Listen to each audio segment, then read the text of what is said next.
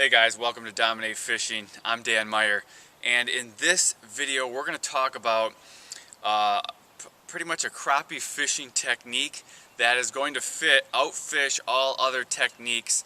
And we're really talking here when you're casting for crappies. This might not hold true if you're fishing over a crib and you're using a slip bobber, or you're fishing in the spring and the crappies are really concentrated so you can fish a bobber in there.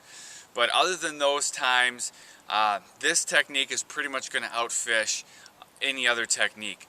So what we're talking about here is when you're casting for crappies, which you are, most of the summer. The crappies are a little spread out, so you got to find them, so you're casting at them. And a lot of guys fish wrong this time of the year. So when you're thinking about casting at walleyes, you'll cast your bait out and you'll you'll twitch it, you'll jig it, you'll snap it, because you want your bait to make erratic movements, which is going to trigger a reaction strike out of the walleyes. Or if you're casting and retrieving a jerk bait, you're going to jerk that rod, causing the bait to speed up and stop, and you want to get those walleyes to come up and slam it. And you'll do that with bass, you'll do that with muskies. And so that's what a lot of guys want to do when they're crappie fishing. They cast out their bait, whether it's a tube or a minnow profile bait, anything, and they kind of snap it or twitch it back to the boat, which getting it to do these erratic motions. Crappies don't like erratic motions. If you've ever watched a crappie, in a tank coming up to a minnow, they'll come up to it and they'll just sit right under it and look at it and then slam it. Or if you watch a crappie bite on a TV fishing show, they come right up under it, they look at it, they stare at it, and they smash it. If you're an ice fisherman and you've got a Vexlar or a hummingbird, something down in your hole, you can see those crappies come right up to your bait, and then they just look at it. They take a little coaxing. That's what crappies are like. So when you're casting for crappies, you don't want that erratic movement. They want a real steady retrieve. And that steady retrieve is what's going to get your bites. And actually, they want a slow, steady retrieve. So if you're fishing with your buddy, he's casting out and he's, really working that bait back to the boat, he's probably not going to get a lot of bites.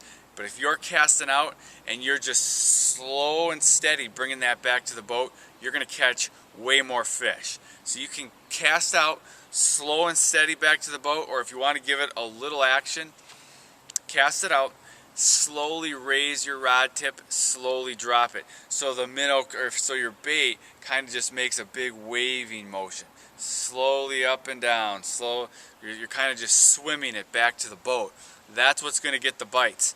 Now, one thing that can be tough when you're casting for crappies is if you have too heavy of a jig, it's going to drop towards the bottom and you're going to be below the crappies. You're not going to get any bites. So if you try to take care of that by reeling faster, you're going to be too close to the surface. So if you're having a hard time keeping your bait in the strike zone, what you want to do is put a bobber on your line. Maybe 2 feet, whatever you have to do, wherever the strike zone is, put that bobber up there. Then you can just slowly bring that bobber back. That's going to keep your bait right in the strike zone. So I'm going to kind of just try to demonstrate here for you kind of what I mean by just swimming this bait back. So when you cast out, this is what a lot of guys want to do. They want to just jig it, kind of like you would for a walleye, just jigging that. That's not what you want to do. You just want a slow and steady retrieve, or maybe just slowly raise that rod tip, let it sink back down. Raise that rod tip, let it sink back down. What that's going to do is that's just going to get that bait moving nice and slow. Now, the smaller the jig head you can use, the better, because you're going to be able to work a small jig head slower. And that crappies want it slower. Remember, they just like to come up and look at that bait. The slower you can move that bait, the better. So you use this technique when you're fishing, you're going to catch way more fish than if you're just casting out and jigging that thing back to the boat. Slow and steady, is going to catch more fish. So I hope this video helped you. If it did, hit the thumbs up or the like button. Also, if this is your first time here, I'd love to have you subscribe to my YouTube channel. I do videos just like this to help you catch more and bigger fish. So next time you're out there, try the slow and steady retrieve. Like, subscribe, and I'll see you next time.